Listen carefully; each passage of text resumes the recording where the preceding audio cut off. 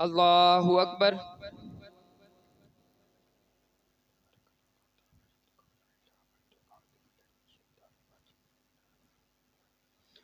الحمد لله رب العالمين الرحمن الرحيم مالك يوم الدين إياك نعبد وإياك نستعين اهدنا الصراط المستقيم صراط الذين أنعمت عليهم غير المغضوب عليهم ولا الضالين.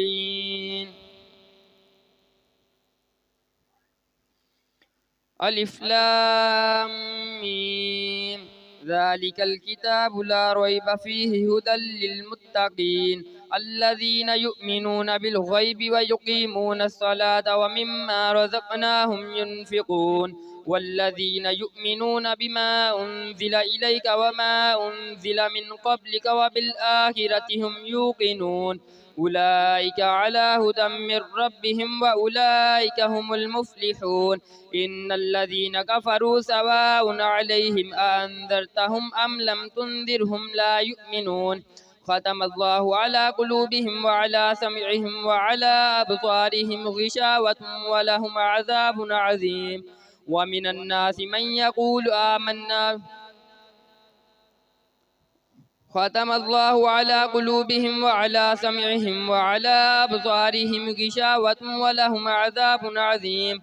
ومن الناس من يقول آمنا بالله وباليوم الآخر وما هم بمؤمنين يخادعون الله والذين آمنوا وما يخدعون إلا أنفسهم وما يشعرون في قلوبهم مرض فزادهم الله مرضا ولهم عذاب عليم بما كانوا يكذبون. وإذا قيل لهم لا تفسدوا في الأرض قالوا إنما نحن مصلحون ألا إنهم هم المفسدون ولكن لا يشعرون. وإذا قيل لهم آمنوا كما آمن الناس قالوا أنؤمن كما آمن السفهاء ألا إنهم هم السفهاء ولكن لا يعلمون. وإذا لقوا الذين آمنوا قالوا آمنا وإذا خلوا إلى شياطينهم قالوا إنا معكم إنما نحن مستهزئون الله يستهزئ بهم ويمدهم في طغيانهم يعمهون. أولئك الذين اشتروا الضلالة بالهدى فما ربحت تجارتهم وما كانوا مهتدين.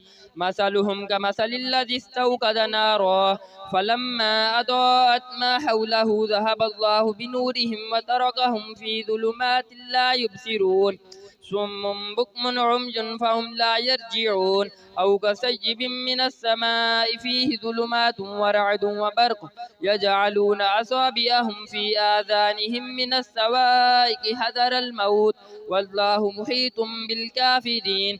يكاد البرق يخطف أبصارهم كلما أضاء لهم مشوا فيه وإذا أظلم عليهم قاموا ولو شاء الله لذهب بسمعهم وأبصارهم إن الله على كل شيء قدير.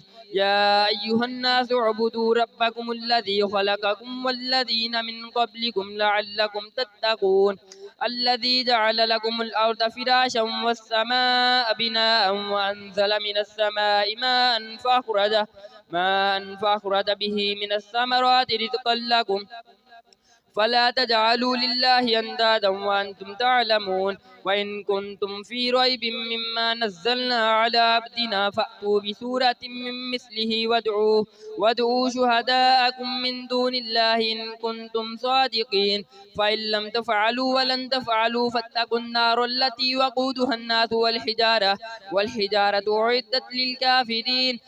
وبشر الذين آمنوا وعملوا الصالحات أن لهم جنات تجري من تحتها الأنهار كلما رزقوا منها من ثمرة رزقا قالوا هذا الذي رزقنا من قبل وأتوا به متشابها ولهم فيها أزواج مطهرة وهم فيها خالدون.